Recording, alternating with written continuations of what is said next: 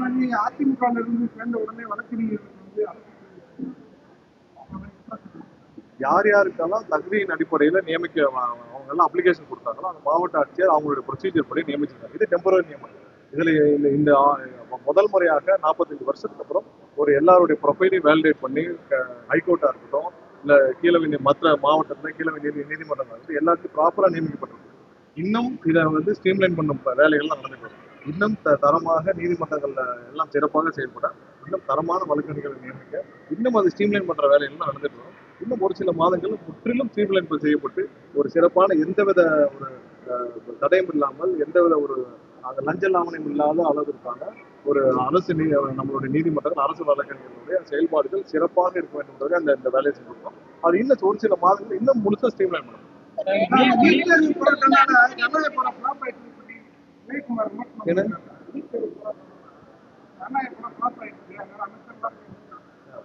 படம் எப்படின்னு எல்லாருக்கும் தெரியும். அந்த படம் வந்து எங்களுக்கு சாதாரணமாக இன்னைக்கு இருக்க பாக்குற பொதுமக்கள் எல்லாரும் பாக்குறவங்களுக்கு ஒரு சாதாரண படமாக தெரியும். அவர் தளபதி எங்களுடைய முதல்வர் வந்து நம்ம முதல்வர் பட்ட 3 வருஷ கஷ்டங்கள் தான் எங்களுக்கு எல்லாம் தெரியும். எனக்கு மட்டும் இல்ல எல்லா பொதுமக்கள் எல்லாருக்கும் பார்த்தவங்களுக்கு. ஒருவேளை இந்த படம் வந்து போன இதுல ஜனவரியிலே வந்திருந்தா கூட இப்படி ஒரு உணர்வு யாருக்கும் வந்திருக்காரு. ஏன்னா அப்ப வந்து நாங்கள் மேலும் வேலை பார்க்கணும் பொதுமக்களிடம் போய் சேர்ந்திருக்கோமே தவிர்த்து இப்போ இந்த 3 வருடம் இந்த முதல்வரான பிறகு இந்த படம் வருவது ஒரு பெரிய சிறப்பு. இந்த 3 வருடம் அவர் பட்ட கஷ்டங்கள் தான் எல்லாருக்கும் தெரிஞ்சு. இந்த படம் எப்படி இருக்குன்னு மக்கள்கிட்ட எல்லாம் தெரியும். ஏன்னா அதுல வந்து வேற யாரும் படத்தையும் மற்றதையும் ரிலேட் பண்ண வேண்டிய அவசியமே இல்லை. படம் வந்து உணர்வுபூர்வமா எவ்வளவு தூரம் மக்கள் எல்லாரும் இன்னைக்கு உலகம் முழுவதும் கொண்டாடிட்டு வராங்க.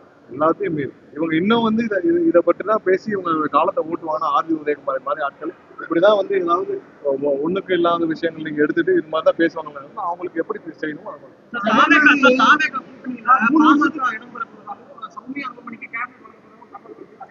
நிறைய தகவல் அடிப்படையில ஊகத்தின் அடிப்படையில சொல்ல முடியும். கூட்டணி சம்பந்தமான எந்த முடிவும் எங்களுடைய தலைவரும் நம்மளுடைய முதல்வர் தான் இருப்பார். வேற யாரும்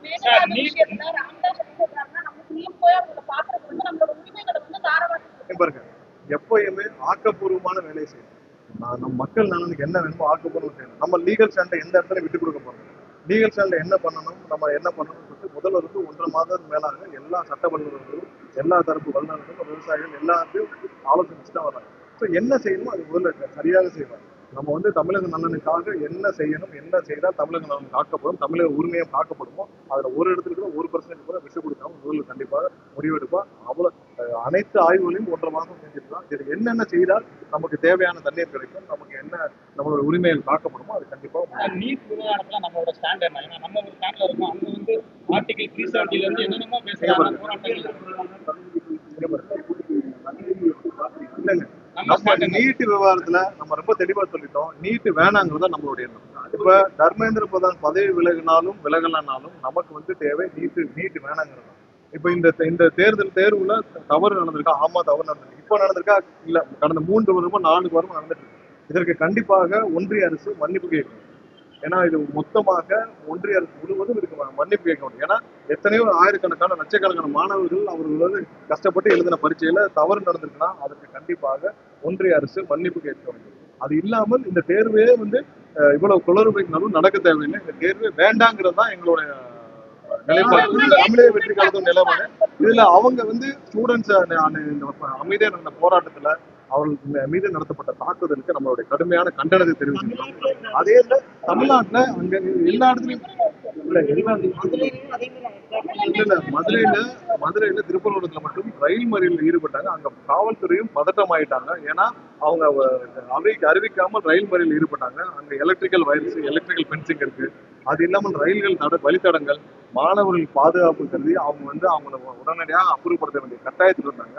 அதை தவிர்த்து வேற எங்கேயுமே மாணவர்களுக்கு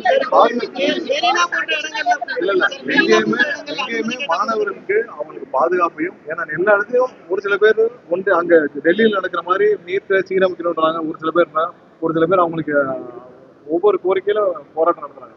பட் எங்கேயுமே மாணவர்களுக்கு போராட்டத்திற்கு அமைதியான முறையில் நடக்கும் போராட்டத்திற்கு காவல்துறை பாதுகாப்பும் அவங்களுக்கு அனுமதியும் எல்லா இடத்துலையும் கொடுத்துருக்காங்க. எங்கேயுமே தடை செய்யுது. எல்லா இடத்துலயும் அனுமதி கொடுத்துருக்காங்க. மெரினால போராட்டங்கள் நடத்தக்கூடாது கோர்ட்லயே ஆர்டர்.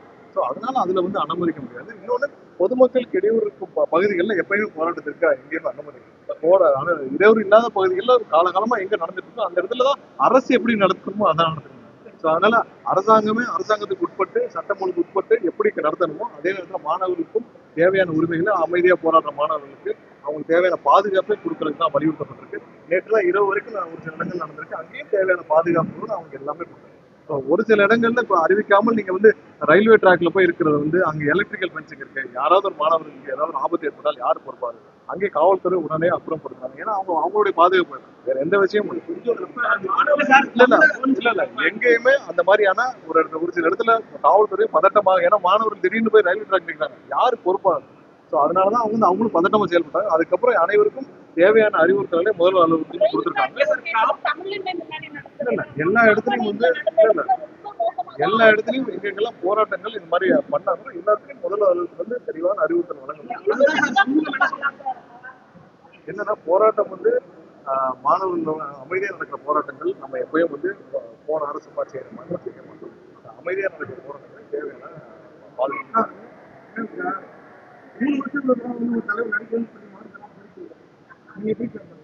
தலைவர் வந்து அவர் ஒரு முடிவு எடுத்திருக்கிறார். அவர் என்ன பண்ணணும்னு அவர் இப்போ இல்லை, 20 வருஷத்துக்கு முன்னாடி எடுத்துட்டார். எப்போ எவ்வளவு நாள் நடிக்கணும், எப்போ நடிக்கக்கூடாது, எப்போ என்ன பண்ணணும் தெளிவாக முடிவெடுத்தா ஒவ்வொரு ஸ்டெப்பையும் வச்சிருக்காங்க. அதனாலதான் சொல்றேன், இது சாதாரண படமாக மக்களோ இல்ல கட்சி நிர்வாகிகளோ இல்ல பொதுமக்களோ பார்க்கலாம். அவருடைய இத்தனை வருஷம் உழைப்பு, கடந்த 3 வருஷம் அவர் பட்ட கஷ்டங்கள் தான் அந்த படத்தில் வந்து தெரிஞ்சது. ஏன்னா இன்னைக்கு வந்து முதல்வராக பொறுப்பேற்ற பிறகு பார்க்கப்படும் அந்த படம் சாதாரண படமாக பொதுமக்களோ யாரும் பார்க்கவில்லை. அவருடைய பட்ட கஷ்டங்கள் தான் வந்திருக்கு. அவர் எல்லா விஷயத்தையும் அவர் தெளிவாக என்ன பண்ணணுமோ அவர் தெளிவாக முடிவெடுத்தார். அதான் எல்லாம் இது பண்ணலாம். அது அவருடைய முடிவு, தலைவருடைய முடிவு. அவர் ஏற்கனவே என்ன முடிவு எடுத்தாரோ எந்த முடிவுன்னு அவர் வந்து ஸ்ட்ராங் பண்ணணும். செய்திகளை உடனுக்குடன் தெரிந்து கொள்ள கீழ்கண்ட கேபிள் மற்றும் டிடிஹெச் நெட்வொர்க்குகளில் எம்நாடு செய்தி தொலைக்காட்சியை காணுங்கள். பாதகம் செய்பவரை கண்டால் நாம் பயம் கொள்ளலாகாது பாப்பா. மோதி மிதித்து விடு பாப்பா, அவர் முகத்தில் உமிழ்ந்து விடு பாப்பா. அண்மை செய்திகளை உடனுக்குடன் தெரிந்து கொள்ள இணைந்திருங்கள் எம்நாடு தொலைக்காட்சியுடன்.